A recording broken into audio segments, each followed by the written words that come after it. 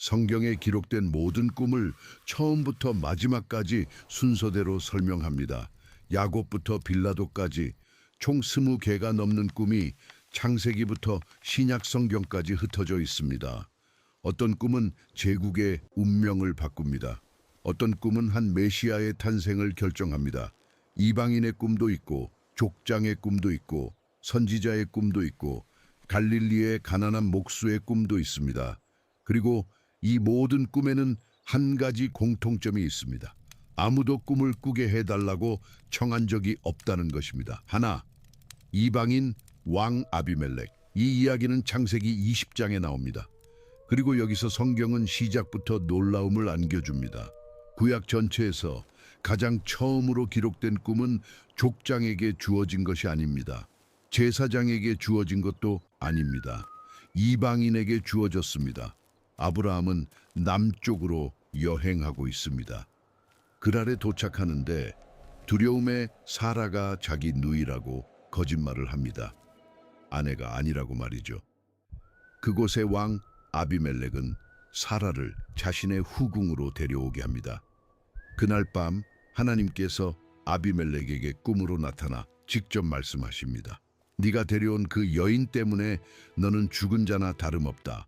아비멜렉은 식은땀을 흘리며 깨어납니다. 즉시 사라를 돌려보냅니다. 아브라함을 달래기 위해 선물까지 줍니다. 여기서 사용된 히브리어 단어는 할롬입니다. 구약에서 65번 등장합니다. 할람이라는 어근에서 나왔는데 할람은 히브리어에서 묘한 특징이 있습니다. 동시에 두 가지를 의미합니다. 꿈을 꾸는 것, 그리고 치유되는 것, 강해지는 것. 고대 히브리인의 정신 속에서 꿈과 생명력은 언어적으로 서로 얽혀 있었습니다. 꿈은 무작위의 악몽이 아니었습니다. 방문을 받는 것이었습니다. 외부로부터 무언가를 받는 것이었습니다. 그리고 이것이 정확히 아비멜렉에게 일어난 일입니다. 그는 외부로부터 무언가를 받습니다. 예고도 없이 찾고 있던 것도 아니었는데, 그리고 하나님께서는 중재자도 없이 선지자도 없이 해석이 필요한 상징적 환상도 없이 그에게 직접 말씀하십니다. 대화입니다. 이것은 이미 여러 번 반복될 패턴을 정립합니다. 하나님께서 이방인에게 말씀하시고 싶을 때 보통 꿈을 사용하십니다. 바로가 꿈을 꿉니다. 느부갓네살이 꿈을 꿉니다. 동방 박사들이 꿈을 꿉니다. 빌라도의 아내가 꿈을 꿉니다. 마치 꿈이 언약 밖에 있는 사람들을 위한 하나님의 뒷문 같습니다. 본문은 그 이상의 자세한 내용을 다루지 않으며 우리도 무리하게 추측하지 않습니다. 대화였고 경고였고 효과가 있었습니다. 둘, 베델의 야곱. 여기서 우리는 구약에서 가장 유명한 꿈에 도달합니다. 창세기 28장에 나옵니다. 야곱은 형 에서로부터 도망치고 있습니다. 아버지의 축복을 훔친 후의 일입니다. 브엘세바를 혼자 떠납니다. 입은 옷 한 벌만 가지고 해가 질 때 그는 길 어딘가에 아무 장소에 멈춥니다. 돌 하나를 짚습니다. 머리에 받칩니다. 잠이 듭니다. 그리고 꿈을 꿉니다. 본문은 창세기 28장 12절에서 이렇게 묘사합니다. 본즉 사닥다리가 땅 위에 서 있는데 그 꼭대기가 하늘에 닿았고, 또 본즉 하나님의 사자들이 그 위에서 오르락 내리락 하고. 여기서 사닥다리로 번역된 단어는 술람입니다. 그리고 술람은 한 가지 분명한 이유로 흥미롭습니다. 히브리어 성경 전체에서 단 한 번만 등장합니다. 한 번. 구약의 어느 다른 본문에서도 이 단어를 사용하지 않습니다. 흙을 다지다, 일으키다, 경사로를 만들다는 의미를 담고 있는 어근에서 나옵니다. 그래서 많은 사람들은 이것이 정확히 계단으로 된 사다리가 아니라고 이해합니다. 경사로입니다. 메소포타미아 지구라트에 있던 것과 같은 종류의 넓은 계단입니다. 그리고 이 이미지는 역사적 배경과 너무나 잘 맞아떨어집니다. 지구라트는 고대 메소포타미아의 그 계단식 탑입니다. 내부 계단이 있고 고대 세계에서 하늘과 땅 사이의 소통 지점으로 이해되었습니다. 그 지역의 민족들은 신들이 사는 곳까지 올라가기 위해 이 탑들을 지었습니다. 인간의 프로젝트였습니다. 아래에서 위로. 창세기의 장면은 이런 세계관에 대한 직접적인 응답이 됩니다. 하늘과 땅 사이의 접점은 인간이 세우는 탑이 아닙니다. 길 어딘가의 아무 장소입니다. 베개 노릇을 하는 아무 돌이나, 그리고 하나님께서 스스로 내려오십니다. 위에서 아래로. 야곱은 두려워하며 깨어납니다. 그리고 창세기 28장 17절에서 기억해둘 만한 한마디를 합니다. 이는 다름 아닌 하나님의 집이요 이는 하늘의 문이로다. 그리고 이야기는 수세기 후에 더욱 흥미로워집니다. 왜냐하면 예수께서 나다넬이라는 제자와 대화하시면서 요한복음 1장 51절에서 이 꿈을 직접적으로 인용하는 말씀을 하시기 때문입니다.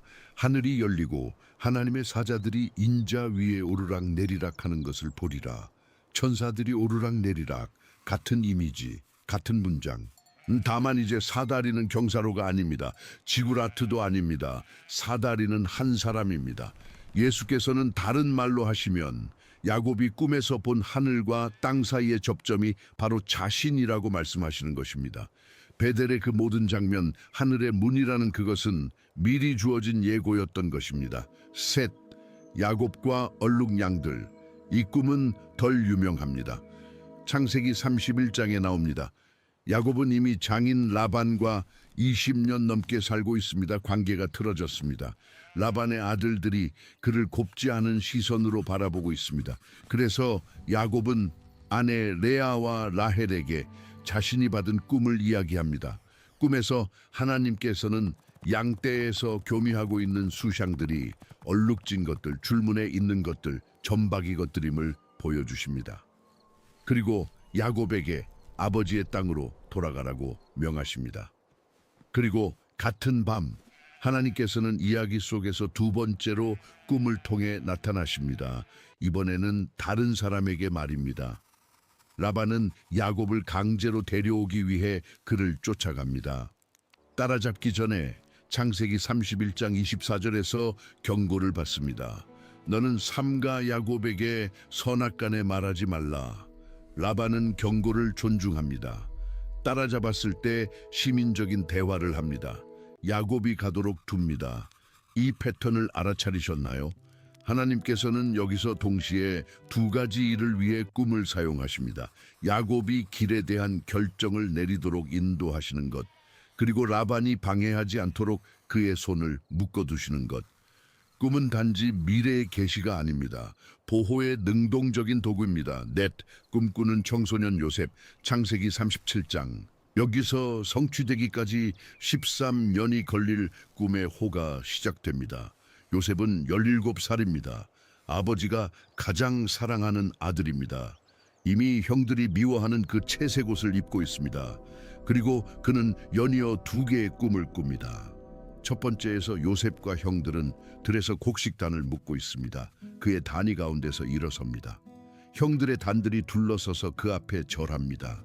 그가 이야기를 합니다. 형들은 비꼬며 묻습니다. 네가 참으로 우리의 왕이 되겠느냐? 미움이 커집니다.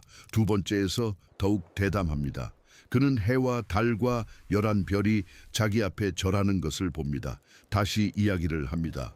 이번엔 아버지까지 함께 듣는 자리에서 야곱은 큰 소리로 꾸짖습니다. 나와 내 어머니와 내 형제들이 참으로 가서 땅에 엎드려 내게 절하겠느냐? 그러나 본문은 창세기 37장 11절에서 아버지가 그 말을 마음에 두었다고 말합니다. 그런데 왜 거의 똑같은 두 개의 꿈일까요? 본문은 설명하지 않습니다. 하지만 효과는 분명합니다. 요셉을 새깁니다. 아버지를 새깁니다. 그리고 아무도 통제할 수 없는 톱니바퀴 안에 모두를 가둡니다. 형들은 요셉을 노예로 이스마엘 사람들에게 팝니다. 그는 이집트로 내려갑니다. 보디발의 집에 가게 됩니다. 보디발의 아내 때문에 감옥에 갇히게 됩니다. 이 모든 것이 그가 청하지도 않은 두 개의 꿈 때문입니다. 하지만 톱니바퀴는 멈추지 않습니다. 왜냐하면 정확히 감옥에서 다음 꿈이 나타나기 때문입니다. 그리고 그 다음, 그리고 그 다음. 요셉이 13년 후에 이집트의 두 번째 자리에 오를 때까지 30살의 나이에 다섯. 술 맡은 자와 떡 굽는 자, 창세기 40장. 요셉은 보디발의 아내 때문에 감옥에 갇혀 있습니다. 바로의 두 신하가 총애를 잃고 같은 감옥에 들어옵니다. 술 맡은 자의 우두머리와 떡 굽는 자의 우두머리. 같은 밤 두 사람이 꿈을 꿉니다. 두 사람 모두 동요하며 깨어납니다. 요셉이 무슨 일이냐고 묻습니다. 두 사람이 이야기합니다. 술 맡은 자는 포도나무를 꿈꾸었습니다. 가지 셋, 그가 바로의 잔에 짠 포도들. 떡 굽는 자는 머리 위에 흰 광주리 셋을 꿈꾸었습니다. 새들이 와서 맨 위 광주리 안에 빵을 먹는 것을. 그리고 여기서 우리가 이 장면을 읽는 방식을 바꾸는 언어적 디테일이 등장합니다. 요셉은 정확한 말장난인 히브리어 표현을 사용해서 두 꿈을 해석합니다. 술 맡은 자에게 그는 창세기 40장 13절에서 말합니다.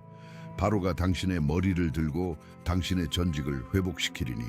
떡 굽는 자에게는 창세기 40장 19절에서 바로가 당신의 머리를 당신에게서 들리라. 히브리어로 같은 문장 나사 로쉬, 머리를 들다. 술 맡은 자에게는 승진을 의미합니다. 떡 굽는 자에게는 참수를 의미합니다. 이것이 고대 세계가 꿈을 해석하던 방식입니다. 의문, 말장난, 소리로 묶인 두 가지 의미를 가진 단어들. 이집트와 메소포타미아의 꿈 해석가들은 정확히 이런 방법을 사용했습니다. 요셉도 같은 일을 합니다. 다만 자신이 하나님께 돌리는 지혜를 가지고. 3일 후 바로의 생일입니다. 술 맡은 자는 회복됩니다. 떡 굽는 자는 매달립니다. 요셉이 정확하게 예언했습니다. 정확한 날, 정확한 운명. 그리고 이 정확함이 다음 문을 열게 될 것입니다. 6. 바로의 두 꿈, 창세기 41장. 바로는 같은 밤에 두 번 꿈을 꿉니다. 첫 번째에서 그는 나일강가에 서 있습니다. 살진 소 7마리가 물에서 나와 풀을 뜯습니다. 그리고 다른 7마리 소가 나옵니다. 야윈, 흉측한, 마른, 그리고 살진 것들을 삼킵니다. 그러나 이상한 점은 먹은 후에도 여전히 야위어 있다는 것입니다. 같은 흉측함을 그대로 유지합니다. 두 번째에서 한 줄기에 가득 찬 이삭 7이, 그 후 동풍에 마른 이삭 7이 가득 찬 것들을 삼킵니다. 히브리어로 동풍은 카딤입니다. 그것은 시로코 바람, 사막에서 와서 한밤에 모든 수확물을 태워버리는 건조한 바람입니다. 고대 세계의 청자는 즉시 그 코드를 이해했습니다. 동풍은 곧 기근. 그런데 왜 두 번일까요? 왜 같은 밤에 같은 경고를 가진 두 개의 다른 꿈일까요? 요셉이 해석할 때 이를 답할 것입니다. 바로는 동요하며 깨어납니다. 이집트의 모든 술사와 현인들을 부릅니다. 아무도 해석하지 못합니다. 그리고 여기서 나중에 느부갓네살과 함께 반복될, 그리고 신약까지 메아리칠 서사적 패턴이 나타납니다. 이방인 왕이 동요하는 꿈을 꿉니다. 궁정의 술사들이 해석에 실패합니다. 외국인 히브리인이 하나님의 도움으로 해석합니다. 그리고 왕국의 가장 높은 자리에 오릅니다. 이 패턴은 마태가 거의 2000년 후에 꿈을 통해 그리스도께 인도된 동방 박사들과 함께 의도적으로 모방할 패턴입니다. 하지만 그건 이 영상에서 나중에 다룰 주제입니다. 술 맡은 자가 감옥의 요셉을 기억합니다. 그를 부르게 합니다. 요셉은 직접 해석합니다. 창세기 41장 25절에서 바로의 꿈은 하나입니다. 7년의 풍요, 7년의 기근, 그리고 기근이 풍요를 삼킬 것입니다. 꿈이 두 번 주어진 것은 요셉이 설명하길 일이 하나님에 의해 정해졌고 하나님이 속히 행하실 것이기 때문이라고 합니다. 반복은 인장으로서, 반복은 긴급함으로써, 요셉은 더 나아가 통치 조언을 합니다. 풍년에 생산되는 것에 5분의 1을 비축하라. 바로는 자신의 인장 반지를 그의 손가락에 끼워줍니다. 요셉은 30살입니다. 곡식단들이 그 앞에 절하는 꿈을 꾼 그 밤으로부터 13년 후입니다. 7. 기드온의 보리떡, 사사기 7장. 여기서 구약에서 유일한 일이 일어납니다. 이스라엘 사람이 받지 않은 구약의 유일한 꿈, 선지자가 해석하지 않은 유일한 꿈. 기드온이 적의 꿈을 엿듣는 것입니다. 기드온은 거대한 미디안 군대를 공격하려는 300명의 부하들과 함께 있습니다. 하나님은 그에게 미디안 진영의 가장자리까지 몰래 내려가서 그들이 무슨 말을 하는지 들으라고 명하십니다. 기드온이 도착합니다. 그리고 한 군인이 다른 군인에게 그날 밤 꾸었던 꿈을 이야기하는 것을 듣습니다. 사사기 7장 13절에서 보리떡 한 덩이가 미디안 진영을 굴러 들어와 한 장막에 부딪혀 그것을 무너뜨려 위로 엎어버렸다. 다른 군인이 즉시 해석합니다. 이는 다른 것이 아니라 이스라엘 사람 요아스의 아들 기드온의 칼이다. 하나님이 미디안과 그 모든 진영을 그의 손에 넘겨주셨느니라. 기드온은 모든 것을 듣습니다. 어둠 속에서, 침묵 속에서, 그 자리에서 하나님께 경배합니다. 부족했던 용기를 가지고 300명에게로 돌아갑니다. 이 이미지에는 해석을 강화하는 의문적 디테일이 있습니다. 보리는 히브리어로 서림입니다. 가장 값싼 곡물이었습니다. 가난한 자의 빵이었고 밀이 없는 자의 양식이었습니다. 미디안 사람들은 이스라엘을 정확히 보리떡처럼 보았습니다.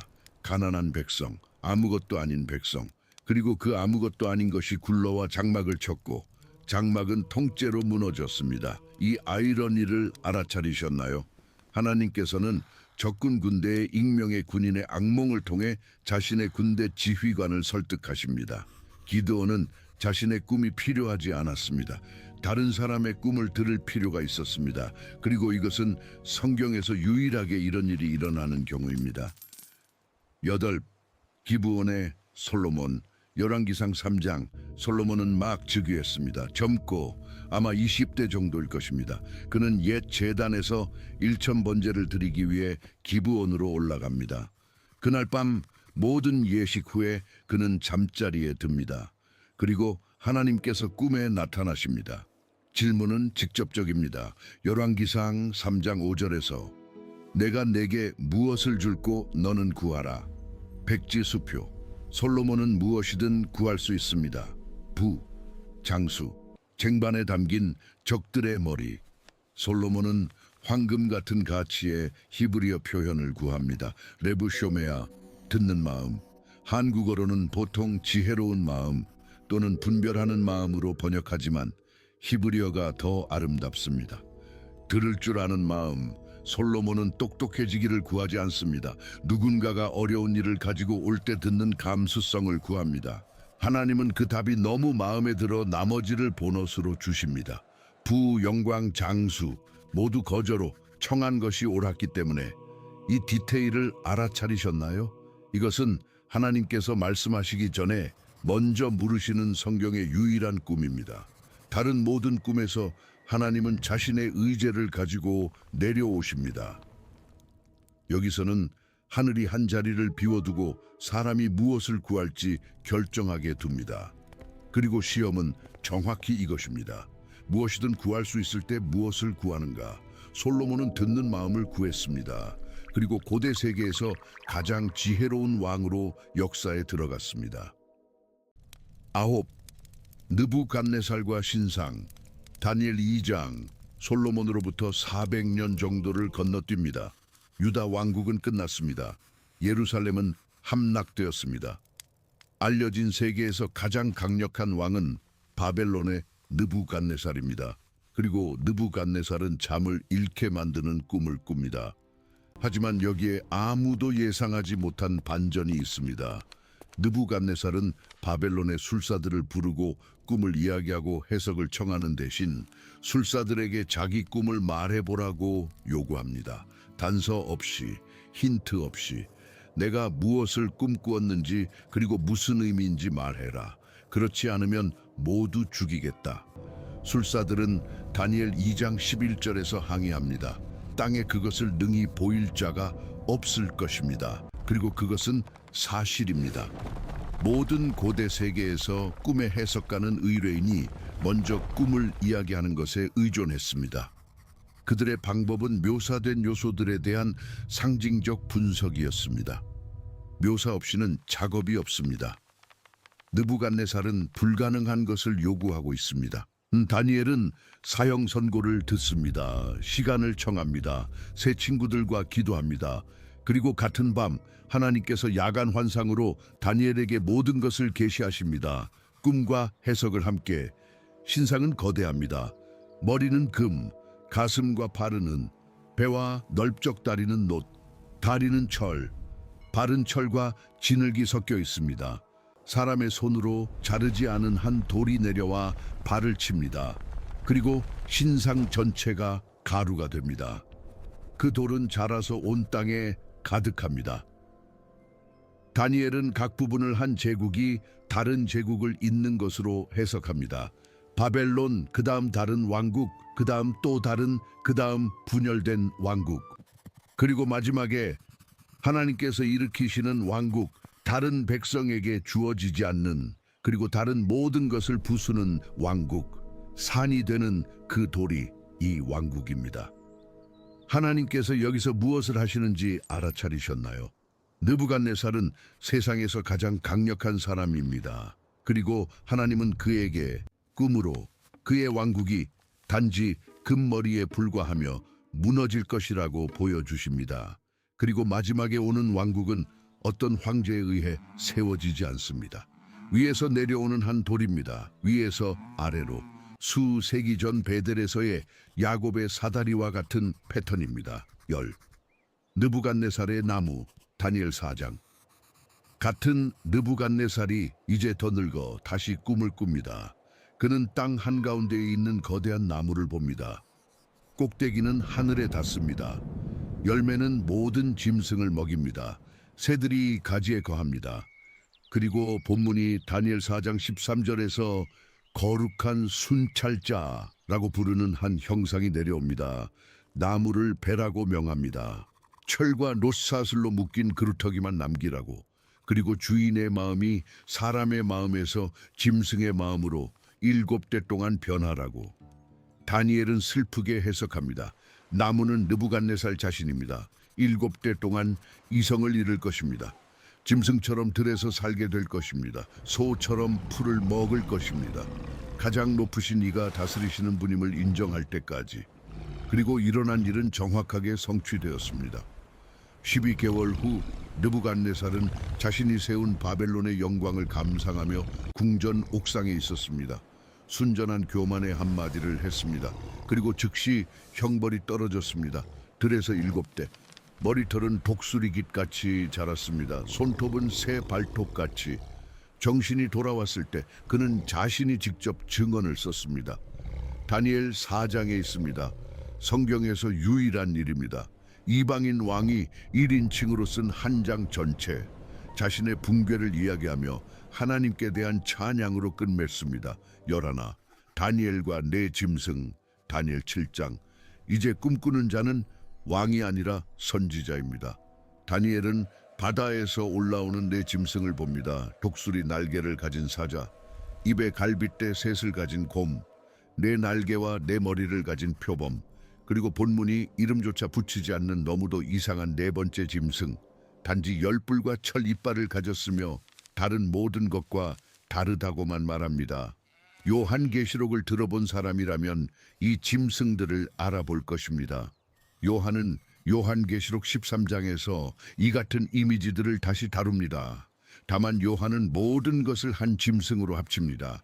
열뿔, 7머리, 표범과 곰과 사자의 부분들을 가진, 그것은 다니엘의 같은 상징적 톱니바퀴이며 성경의 마지막 책을 위해 재구성된 것입니다. 그리고 다니엘의 꿈 한가운데서 짐승들 다음에 그가 다니엘 7장 13절에서 조심스럽게 묘사하는 한 형상이 나타납니다.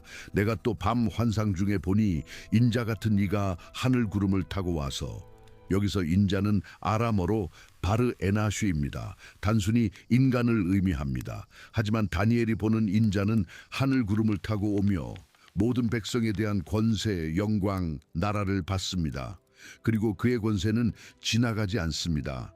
이 칭호, 인자는 예수께서 복음서들에서 자신을 가리키기 위해 가장 많이 사용하시는 칭호입니다. 80번 이상. 예수께서 인자라고 말씀하실 때마다 다니엘의 이 꿈을 가리키시는 것입니다. 지나가지 않는 나라를 받는 형상을 12, 마리아의 남편 요셉, 거의 600년을 건너뜁니다. 신약에 도달합니다. 마태복음 1장. 마리아는 임신했고 요셉은 아직 그녀와 결혼하지 않았습니다. 유대 관습에 따르면 이는 돌로 쳐 죽이는 죽음입니다. 요셉은 의로운 사람으로 묘사되며 그래서 추문을 일으키지 않으려고 가만히 그녀를 끊으려고 결심합니다. 그리고 그날 밤 결정을 내리기 전에 그는 꿈에 천사를 봤습니다. 그 문장은 마태복음 1장 20절에 있습니다. 다윗의 자손 요셉아, 내 아내 마리아 데려오기를 무서워하지 말라. 여기서 두 가지를 주목하세요.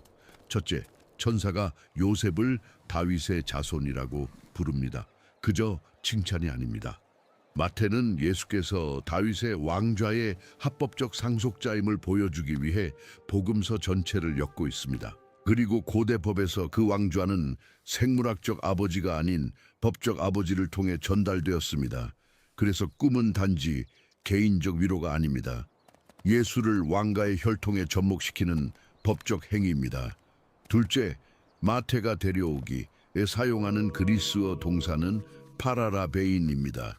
누군가를 집 안으로 받아들이고 그에 대한 법적 책임을 지는 기술적 동사입니다. 요셉은 단지 결혼하도록 설득되는 것이 아닙니다. 공적 입양 행위를 하도록 인도되고 있는 것입니다. 그리고 여기서 한 시퀀스가 시작됩니다. 같은 요셉에게 연이은 4개의 꿈, 성경 전체에서 연속된 서사 속에서 4개의 꿈을 받는 유일한 인물, 모두 짧고 모두 직접적이며 모두 그 아이를 보호하기 위한 것입니다. 13 동방 박사들. 마태복음 2장. 박사들은 유대인의 왕이 어디에서 났는지 물으며 예루살렘에 도착합니다. 헤롯이 듣고 동요하며 관심 있는 척하고 박사들에게 돌아와서 그 아이를 어디서 찾았는지 알려달라고 합니다. 박사들은 가서 찾고 경배하고 황금과 유향과 모략을 드립니다. 그리고 마태복음 2장 12절에서 그 문장이 옵니다. 그들이 꿈에 헤롯에게로 돌아가지 말라 지시하심을 받아 다른 길로 고국에 돌아가니라. 여기서 그리스어 단어는 크레마티스텐테스입니다. 신탁을 위해 공식적인 신적 경고를 위해 사용되는 동사입니다. 제안이 아닙니다. 공식 통보입니다. 그리고 패턴이 반복되는 것을 알아차리셨나요? 이방인, 외국인, 꿈, 하나님의 경고, 처음 아비멜렉의 같은 구조, 바로의 느부갓네살의 동방 박사들도 꿈을 통해 방문받은 이방인들의 같은 줄에 들어갑니다. 마태는 의도적으로 이 대칭을 엮고 있습니다. 14 이집트로 도망.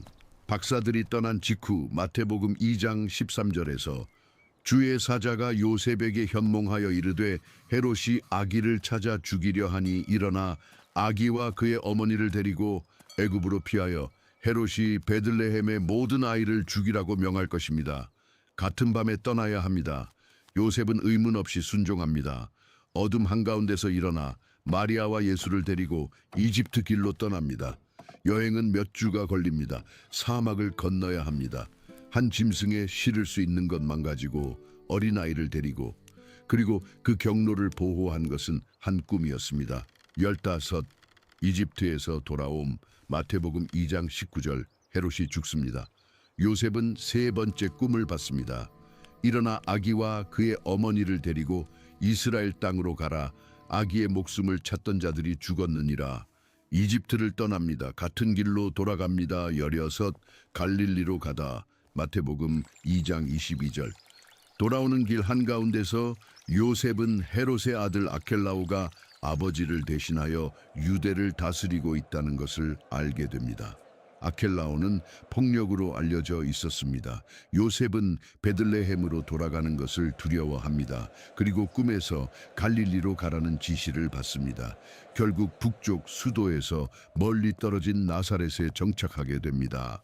4개의 꿈, 4개의 물류 결정, 결혼하기, 도망가기, 돌아오기, 지역을 옮기기, 이 결정들 각각이 그 아이의 생명을 구하거나 잃었을 것입니다.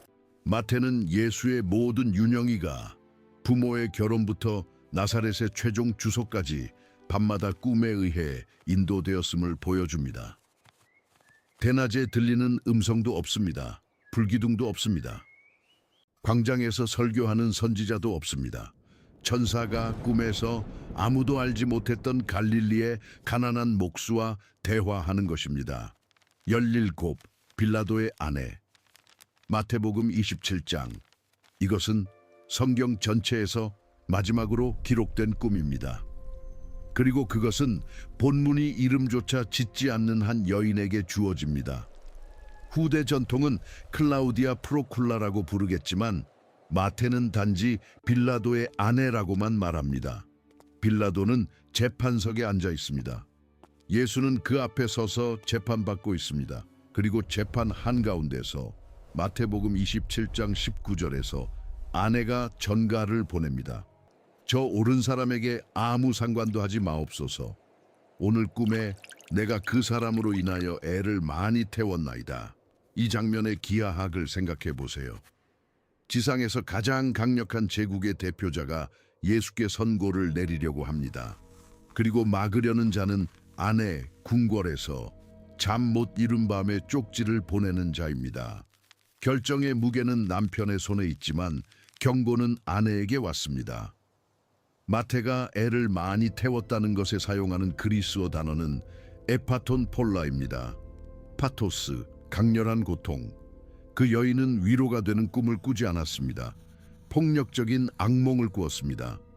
공개 재판을 중단할 만큼 충분히 괴로워하며 깨어났습니다. 그리고 주목할 만한 대칭이 있습니다. 성경의 첫 번째 꿈은 창세기 20장에서 이방인 왕 아비멜렉에게 주어졌습니다. 그가 한 의인에게 해를 끼치는 것을 막기 위해. 성경의 마지막 꿈은 이제 마태복음 27장에서 이방인 총독의 아내에게 주어집니다. 그가 그 의인에게 해를 끼치는 것을 막으려고. 같은 기능, 이방인이 경고를 받음, 무고한 자의 생명을 구하려는 시도. 다만 이번에는 작동하지 않습니다. 빌라도는 쪽지를 받습니다. 읽습니다. 손을 씻습니다. 예수를 넘깁니다. 그 여인의 꿈은 로마 제국이 받았으나 무시한 마지막 신적 경고로 역사에 들어갑니다. 그리고 여기서 책이 닫힙니다. 거의 2000년의 서사에 흩어진 20개가 넘는 꿈. 왕들, 노예들, 선지자들, 이방인들, 목수들, 익명의 아내들 모두가 청하지 않고 방문받았습니다. 모두가 자기 자신 밖에서 온 무언가에 직면했습니다. 모든 것을 엮는 시를 주목하세요. 성경의 꿈은 결코 사람이 하나님께로 올라가는 것이 아닙니다. 항상 하나님께서 사람에게 내려오시는 것입니다. 그가 글 아래서 부정의를 막기를 원하실 때 꿈을 보내십니다. 도망 중인 한 족장에게 하늘이 비어 있지 않다는 것을 보여주고 싶으실 때 꿈을 보내십니다. 한 가족 전체를 이집트에서 가나안으로 옮기고 싶으실 때 꿈을 보내십니다. 한 외국 왕에게 그의 왕국의 기한이 있다고 경고하고 싶으실 때 꿈을 보내십니다. 한 가난한 목수에게 한 아이를 보호할 경로를 주고 싶으실 때 꿈을 보내십니다. 그리고 이 영상의 처음에 있던 히브리어 단어 할롬의 그 디테일이 그토록 의미 있는 이유가 바로 이것입니다. 꿈과 힘이 같은 어근에 있습니다. 왜냐하면 성경적 시각에서 하나님께 꿈꾸어진다는 것은 누구도 약하게 만들지 않기 때문입니다. 강하게 만듭니다. 비뚤어진 것을 치유합니다. 멈춰있던 것을 해결합니다. 잃을 뻔했던 것을 구합니다. 전체를 함께 보면 또 다른 것이 나타납니다. 꿈들은 직위를 선택하지 않습니다. 왕에게도 가고 노예에게도 갑니다. 족장에게도 가고 공직자의 아내에게도 갑니다. 바벨론 궁정의 해석객에게도 가고 미디안 진영의 익명의 군인에게도 갑니다. 이력서가 없습니다. 축적된 공로도 없습니다. 모든 경우에 꿈은 거저로 옵니다. 그리고 결말을 결정하는 것은 꿈꾼 자가 깨어났을 때 무엇을 하는가입니다. 바로는 깨어나서 곡식을 비축합니다. 이집트를 기근에서 구합니다. 느부갓네살은 깨어나서 경고를 무시합니다. 7대 동안 들에서 짐승이 됩니다. 구약의 요셉은 깨어나서 꿈이 성취될 때까지 13년의 감옥을 건넙니다. 신약의 요셉은 깨어나서 어둠 속에 가족을 일으켜 이집트로 도망갑니다. 빌라도는 아내의 손을 통해 경고를 받고 손을 씻고 예수를 넘깁니다. 아비멜렉과 빌라도의 차이는 꿈이 아니었습니다. 각자가 깨어났을 때 무엇을 했는가였습니다. 아비멜렉은 일어나 사라를 돌려보냈습니다. 빌라도는 손을 씻고 의인을 넘겼습니다. 같은 하나님, 같은 형식의 경고, 정반대의 응답들. 그리고 아마도 이것이 성경이 그토록 많은 꿈을 순서대로 디테일을 아끼지 않고 기록하는 이유일 것입니다. 누군가에게 악몽을 해석하는 법을 가르치기 위함이 아닙니다.